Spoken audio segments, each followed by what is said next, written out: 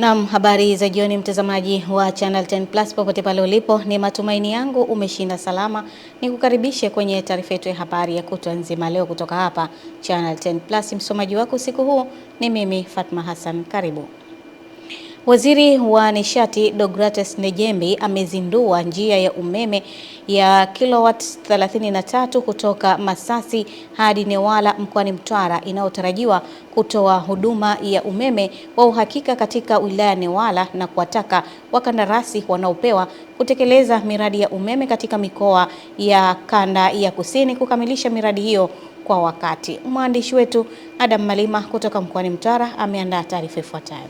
Ni Waziri wa Nishati Deogratus Ndejembi akizindua njia ya kusafirisha umeme kutoka Masasi hadi Newala yenye uwezo wa kubeba kilovoti 33 kwa ajili ya kutatua changamoto za umeme katika wilaya ya Newala.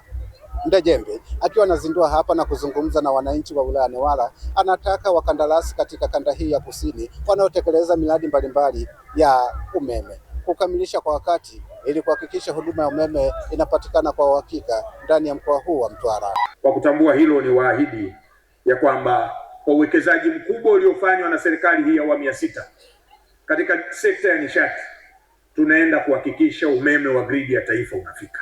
Siku moja mkoa wa Lindi, mkoa wa Mtwara na bila shaka mkoa wa Ruvuma itakuwa ni miongoni mwa mikoa yenye umeme bora zaidi katika nchi yetu. Katika uzinduzi huu, viongozi mbalimbali wamezungumza na wananchi na kueleza mafanikio haya ya kupatikana kwa huduma ya umeme ya uhakika ndani ya mkoa huu wa Mtwara. Ni wakati sasa wa kutumia fursa kuanzisha viwanda vidogo vidogo ili tuweze kutumia umeme kama chanzo cha kutuletea maendeleo. Kwa kama mimi ujasiriamali nasaga mashine, muda mwingine mizigo wage inajaa, napata changamoto na saga usiku, lakini kwa sasa hivi kwa ameleta mnada wa umeme itakuwa muda wote na saga, hata asubuhi umeme utakuwa unatumika. Kutoka wilaya Newala mkoani Mtwara, Damalima, Channel 10. Watu wawili wanashikiliwa na jeshi la polisi mkoa wa Morogoro kwa mahojiano kuhusiana na mauaji ya afisa ardhi wa wilaya ya Kilombero Zakaria Rashidi Malika mwenye umri wa miaka 57, huku upelelezi wa awali ukibaini kuwa chanzo kilichohusishwa na tukio hilo ni mgogoro wa muda mrefu wa ardhi kati ya marehemu na baadhi ya wenzake. Taarifa zaidi na Jimmy Mengele. Taarifa ya jeshi la polisi mkoa wa Morogoro limethibitisha kuwa tukio hilo lilitokea usiku wa Julai 19, 2026 katika eneo la Kapolo CCM kata Kibaoni wilaya ya Kilombero mkoani Morogoro, ambapo marehemu alishambuliwa na watu wasiojulikana akiwa nyumbani kwake na kujeruhiwa na kitu chenye ncha kali katika sehemu mbalimbali ya mwili kabla ya kufariki dunia, huku wananchi wa eneo hilo wameeleza namna walivyopokea kwa mshtuko taarifa ya tukio hilo. Tumepokea tukio la kusikitisha sana. Mnamo siku ya jana kuamkia leo tumekuwa na msiba mzito ambaye mzee wetu alikuwa na tukio la katwa na silaha yenye ncha kali. Tulipata taarifa mnamo saa 2:30 usiku. Majeraha alikuwa nayo ni mengi, sasa zaidi yamepigwa sana sehemu ya kichwa na kukata sehemu za mikono, na ndio majeraha ambayo amepata kichwani ndio ameumia. Naye diwani wa kata hiyo amesema amesikitishwa na tukio hilo. Ameeleza kuwa limewaacha wakazi wengi katika eneo hilo katika simanzi na mshangao.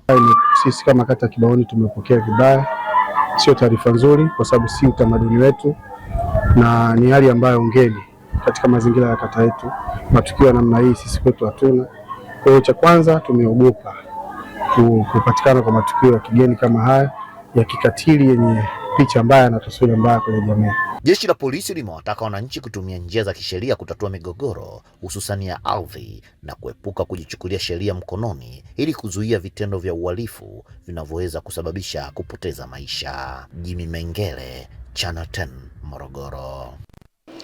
Waziri Mkuu wa Jamhuri ya Muungano wa Tanzania Dr. Mwigulu Nchemba amesema Afrika ina uhitaji wa haraka wa kudhibiti mifumo ya vitisho vingi vinavyokabili bara hilo kwa kutumia mkakati thabiti wa pamoja ambao utaunganisha nguvu na rasilimali zilizopo ili kulinda uchumi na usalama kote barani humo.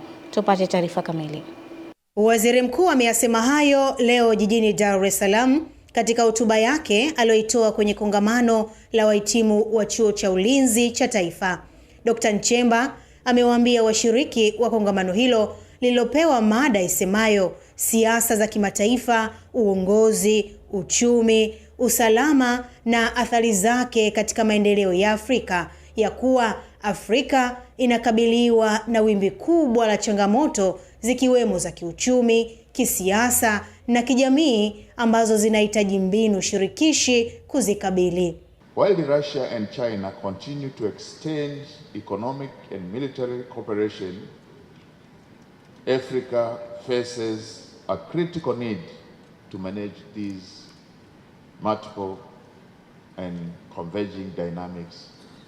Baadhi ya washiriki ambao pia ni wahitimu wa chuo hicho wamezungumzia manufaa walioyapata kwa kuhitimu katika chuo hicho na adhima walionayo kwa taifa. Viongozi wa Afrika kutumia rasilimali zilizopo Afrika, lakini pia kutumia rasilimali watu, kutumia nguvu kazi ya watu ambao wako barani Afrika katika kuendeleza na kukaa kwenye gurudumu na usukani wa kuendesha haya mapambano au mjadala mpana zaidi wa kimkakati ambao unaendelea dunia nzima katika kuangalia namna gani ambavyo rasilimali zitaweza kugawanywa kwa manufaa ya Afrika, lakini pia manufaa ya dunia kwa ujumla. Na kwa hivyo kwanza kukutana kwetu leo ni mojawapo ya uthibitisho kwamba tunashiriki katika kushauri na kushawishi maono, mipango na sera za serikali, na sasa tuna dira 2050. Kwa sisi kama ambao tulisoma NDC, ushiriki wetu unakueje? Ndio jambo ambalo ni la muhimu. Mada mbalimbali zinatolewa na kujadiliwa katika kongamano hilo la siku 2 ambalo litafuatiwa na sherehe ya kozi ya NDC kundi la 14 takalofanyika chuoni Kunduchi jijini Dar es Salaam Julai 23 mwaka huu. Mimi ni Witness Ngalawa. Waziri wa Nchi, Ofisi ya Makamu wa Rais, Muungano na Mazingira, Hamadi Masauni ameendelea na ziara yake mkoani Pwani katika wilaya ya Mkuranga na Rufiji akikagua miradi na kuweka mawe ya msingi sambamba na kuzungumza na wananchi. Margaret Malisa anaripoti.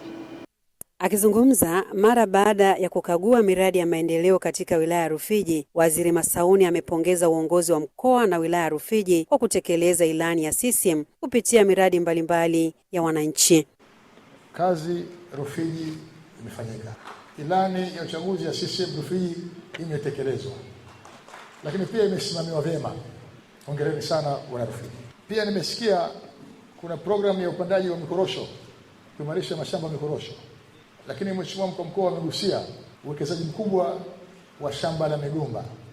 Sasa leo nataka nitumie fursa hii kuambia kwamba huo ni uchumi mkubwa sana.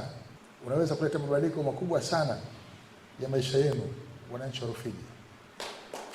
Kwa upande wake, Mkuu wa Mkoa wa Pwani Alhaji Abubakari Kunenge akaeleza mafanikio katika sekta mbalimbali za mkoa wa Pwani ikiwemo sekta ya elimu na uwekezaji, huku mkuu wa wilaya Rufiji Luteni Kanali Fredrick Komba akieleza namna wilaya ilivyojipanga kuongeza ukusanyaji wa mapato. Na mwaka huu tuliwekewa mapato ya bilioni 88 ikiwa ni lengo mwaka ulioisha, lakini mpaka kufika tarehe 30 Juni tumekusanya bilioni 125.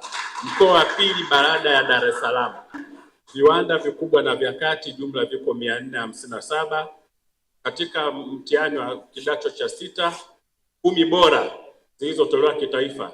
Shule ya kwanza imetoka Pwani, ya 4 imetoka Pwani, ya 7 imetoka Pwani, ya 9 imetoka Pwani. Na kwa taarifa tu Mheshimiwa Waziri, katika mwaka wa fedha uliopita halmashauri yetu ilipewa jukumu la kukusanya shilingi bilioni 6.7 na tukafanikiwa kukusanya shilingi bilioni 11.6 sawa na 171%. Katika ziara yake wilayani Rufiji na Mkuranga, Waziri Masauni amezuru katika miradi ya elimu, afya na barabara na kuridhishwa na utekelezaji wa miradi hiyo. Margaret Malisa, Channel 10.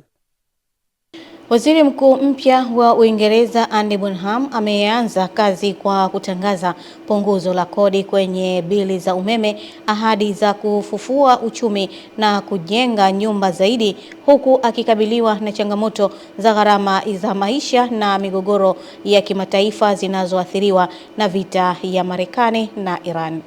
Burnham amesema kodi ya ongezeko la thamani kwenye umeme itapunguzwa kutoka 5% kuanzia Oktoba, hatua inayotarajiwa kuokoa kila kaya kiasi cha pauni 45 kwa mwaka, huku akiahidi kurejesha viwanda nchini na kugawa madaraka zaidi kutoka serikali kuu ya Westminster. Burnham amesema watawasaidia vijana wengi zaidi kupata ajira kwa kubadilisha mfumo wa elimu na kuwapa msaada zaidi, ikiwemo msaada wa afya ya akili, huku akisema atajenga nyumba zaidi na halmashauri kwa ajili ya wananchi. Na mtazamaji, tunaendelea na taarifa yetu ya habari. Watoto wawili wamelazwa katika hospitali ya rufaa ya mkoa wa Dodoma wakipatiwa matibabu baada ya kufanyiwa vitendo vya ukatili na mtu anayedaiwa kuwa ni bibi yao, huku jeshi la polisi likitangaza kumshikilia mtu huyo. Kutoka Dodoma, mwandishi wetu Roda Simba anaarifu zaidi. Tukio hilo limetokea katika mtaa wa Chang'ombe, kata ya Chang'ombe jijini Dodoma, ambapo mwanamke aliyetambulika kwa jina la Maria Joseph mwenye umri wa miaka 40 anadaiwa kuwafanyia ukatili watoto wawili kwa kuwajeruhi kwa mwiko na kusababisha majeraha katika sehemu mbalimbali za mwili. Anamunguza na moto. Babu akawa anampiga na simu. Sasa pigwa, sisi tunaenda kuhamia kwa babu. Daktari bingwa watoto katika hospitali ya rufaa ya mkoa wa Dodoma, Dr. Zipora Mfugale, amethibitisha kuwapokea watoto hao, huku afisa ustawi wa jamii wa hospitali hiyo Bi Veronica Amos akieleza maendeleo ya watoto hao. Siku ya Jumamosi ni kweli tuliwapokea watoto hao, na mpaka sasa hivi tunao dini kwetu wanaendelea na matibabu na taratibu nyingine zote za kisheria zinaendelea, na sisi kama ustawi tunahakikisha watoto wanapata huduma zote na haki zao zote za msingi.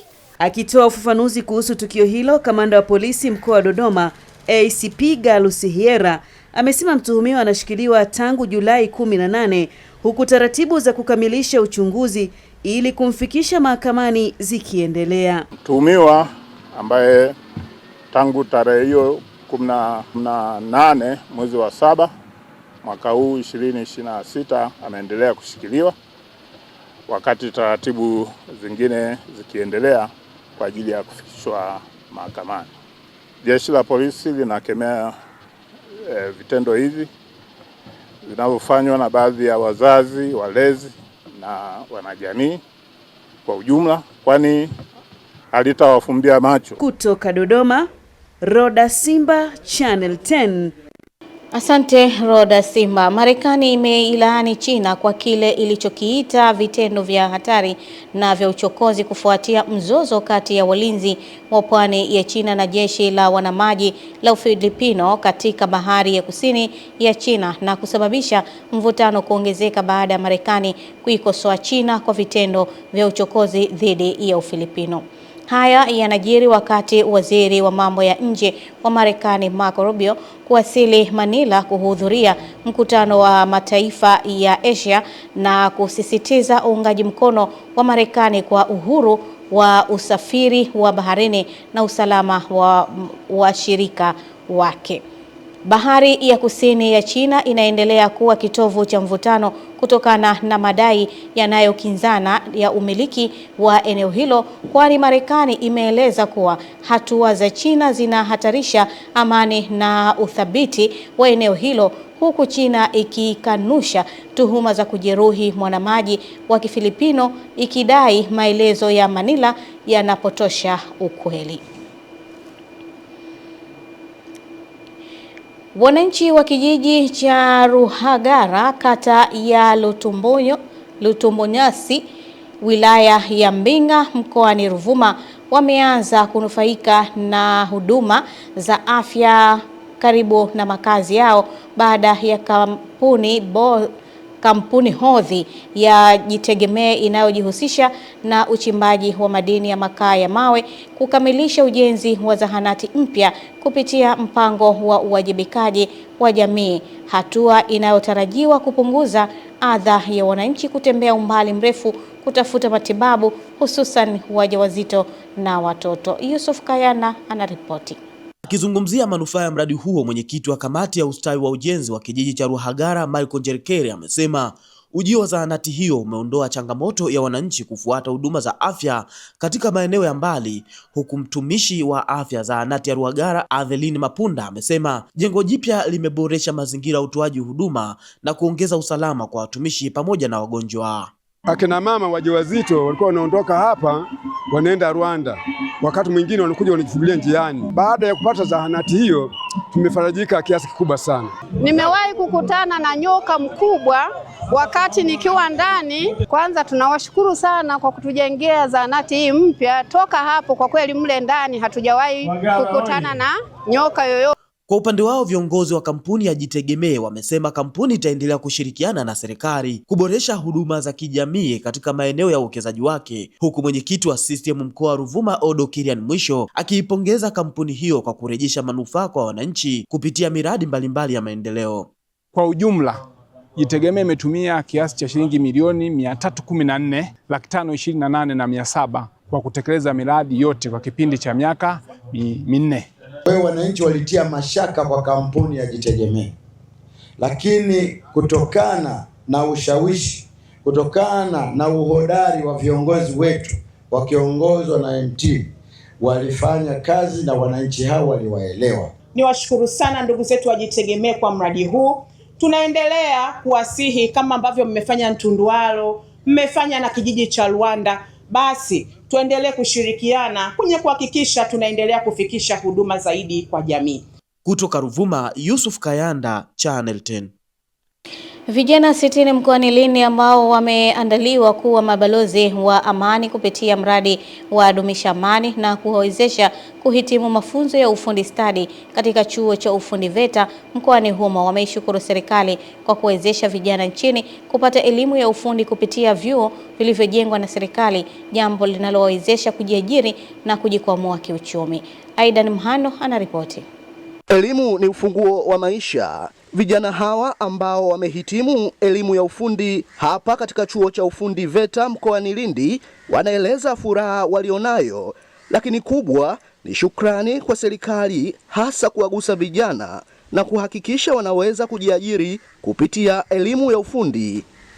Leo tunapenda kutoa shukrani kwa serikali ya Jamhuri ya Muungano wa Tanzania kuhakikisha amani inapatikana muda wote, lakini pia kiongozi wetu Mama Samia Suluhu Hassan kwa kuweza kufanikisha anaendesha jambo hili amani endelea kuwepo Tanzania. Aidha, tumepata mafunzo ya ujasiriamali, stadi za maisha na ujenzi wa amani ambayo yametuandaa kujiajiri, kuanzisha biashara. Mafunzo haya yamewaandaa kuwa mabalozi wa amani katika jamii zao na kuwawezesha kunufaika na fursa za ajira. Suala la umuhimu wa amani linasisitizwa hapa na lengo la uwepo wa mradi wa Dumisha Amani. Amani ni msingi wa maendeleo. Hakuna maendeleo ya kweli yanayoweza kupatikana pasipo na kuwepo na amani, mshikamano, uvumilivu, ustahimilivu. This training is about more than skills development. It is about building a stronger, more peaceful and prosperous Tanzania. Mradi wa Dumisha Amani umewafikia vijana 240 kutoka mikoa ya Lindi, Mtwara, Ruvuma na Kigoma, ambao umehusisha ujenzi wa amani pamoja na mafunzo ya ufundi stadi, ujasiriamali na stadi za maisha. Kutoka mkoani Lindi, Aidan Mhando, Channel 10. Halmashauri ya Siha mkoani Kilimanjaro imewahakikishia vijana wajasiriamali kuwa itaendelea kutenga fedha ikiwemo kutoa 30% ya zabuni za miradi ya maendeleo inayotekelezwa na halmashauri hiyo kwa ajili ya kusaidia vikundi hivyo katika kujipatia maendeleo. Ahmad Nandonde ameandaa taarifa ifuatayo. Hayo yamesemwa na mkurugenzi wa halmashauri ya Siha Bi Helen Mwambeta alipokuwa akizungumza baada ya kumalizika kwa kongamano la vijana lilokuwa na lengo la kuhamasisha na kutoa elimu ya kuongeza ushiriki wao katika masuala mbalimbali ili kubadili mtazamo wa kifikra. Tumeweza kuhamasisha na kuendelea kutoa elimu kuhakikisha kwamba watu wasikae vijiweni, wafanye fursa zilizopo. Mfano, fursa mojawapo iliyopo ni kuunda kikundi ambacho kitafanya kazi ya useremala, lakini kuunda kikundi ambacho kitafanya kazi ya ufugaji wa kuku. Tumeweza kutoa milioni 325 kwa vijana, kwa vikundi vya vijana 32 ambayo ni kama mitaji. Mitaji hiyo iwasaidie kufungua shughuli mbalimbali. Baadhi ya washiriki wakiwemo watu wa mada wakaeleza namna elimu hiyo itakavyowasaidia kujiinua kiuchumi na kustawisha uelewa wao na kushiriki kikamilifu katika shughuli mbalimbali za maendeleo. Kama mada za afya ya akili ndio kitu kimoja ambapo mimi niliweza kukisikiliza kwa umakini sana, na nimekuja kugundua ya kwamba sisi wenyewe ndio tunajikatisha tamaa. Na kama ni sisi wenyewe tunajikatisha tamaa, tufanye nini? Tuinuke kama vijana kupitia vijana platform, tuweze kukutana. Matukio ambayo tumekuwa tukiwashuhudia katika mitandao ya kijamii, vijana wamekuwa wakijinyonga, vijana wamekuwa wakijiua, ni kwa sababu wengi wao hawana uwezo wa kuweza kucontrol na kudhibiti hisia. Ahmad Nandonde, Channel 10, Kilimanjaro. Viongozi wa dini wamekumbushwa kuendelea kuhubiri umuhimu wa amani katika taifa ili kujenga kizazi chenye uzalendo, maadili, upendo na hofu ya Mungu. Heri Kavirondo anaripoti kutokea Mwanza. Kanisa la Evangelistic Assemblies of God Tanzania EAGT limetoa wito huo kupitia kwa mchungaji kiongozi wa kanisa hilo eneo la Mwamashimba Obadia Lunguya huko wilaya ya Kwimba mkoani Mwanza. Mchungaji huyo amewasilisha ujumbe wake baada ya uzinduzi wa kampeni ya ujenzi wa kanisa la EAGT Mwamashimba litakalotumika kama kitovu cha kuwajenga vijana kimaadili. Hii ni ishara ya upendo. Mungu wetu ni upendo. Halafu Mungu wetu ni amani, Mungu wetu ni furaha. Kwa tunapopendana, kwa maana amani inadumu. Bwana asifiwe sana. John Cheyo ni kiongozi aliyekasimishwa jukumu la kusimamia kampeni hiyo ili kuhakikisha ujenzi wa kanisa hilo unakamilika kwa ajili ya kutoa huduma za kiroho na kijamii zitakazoleta mageuzi chanya kwa wananchi. Kweli leo umekuja na funguo za kufungua kanisa hili. Ili waanze kuabudu mahali sahihi. Mahali sahihi. Na nataka nikwambie kwamba wewe ambaye umeshiriki kwa chochote, baraka za Mungu ziambatane. Chama cha Mapinduzi CCM ni miongoni mwa wadau muhimu walioguswa na huduma ya kiroho itakayokuwa ikitolewa na kanisa la EAGT Mwamashimba, hasa katika misingi ya malezi bora ya kijamii. Nikiangalia hili kanisa ninaona kabisa kwamba hawa watu waliolianzisha wana nia nzuri na lengo lao ni la kumtumikia Mungu. Lakini mimi ni mdogo sana kwao, lakini nitasema nitakachoweza kusema. Mimi nitachangia bati za shilingi 500,000, halafu nitawapa keshi shilingi 500,000. Henry Kavirondo, Channel 10, Mwanza. Wananchi wametakiwa kuepuka kutumia mahakama kama sehemu pekee ya kutatua migogoro walionayo na badala yake kutumia njia mbadala za utatuzi wa migogoro ili kupunguza gharama za utatuzi na kuokoa rasilimali muda sambamba na kulinda mahusiano na maelewano ndani ya jamii. Nelson Munema ana taarifa kamili. Wito huo umetolewa jijini Dar es Salaam na Rais wa Taasisi ya Usuluhishi wa Migogoro Tanzania TIARB, Wakili Anderikson Junwa, ikiwa ni kuelekea wiki ya usuluhishi inayoenda sambamba na mkutano mkuu wa usuluhishi unatarajiwa kufanyika Julai 22 hadi 24 mwaka huu, ukilenga kujadili nafasi ya usuluhishi katika nyakati za maendeleo endelevu kwa kuweka mizania kati ya rasilimali asilia na uwekezaji pamoja na maendeleo ya miundombinu. Wakili Njunwa amesema taasisi hiyo imeendelea kutoa elimu kwa wananchi sambamba na kuwaunganisha na wataalamu wa usuluhishi ili kushughulikia migogoro mbalimbali iliyopo kwenye jamii. Katika usuluhishi wa njia mbadala huwa tunasema ni njia za kushughulikia kutokukubaliana kwa kukubaliana. Sasa ukichukua tu hiyo sentensi yenyewe utakuta katika kila hatua ya kuelekea kutatua mgogoro pande zote mbili zinakuwa zinatafuta suluhu katika kila hatua. Kwa hiyo mpaka mwisho, hatua ya mwisho wa kusema kitu gani kifanyike kinatekelezeka kwa urahisi.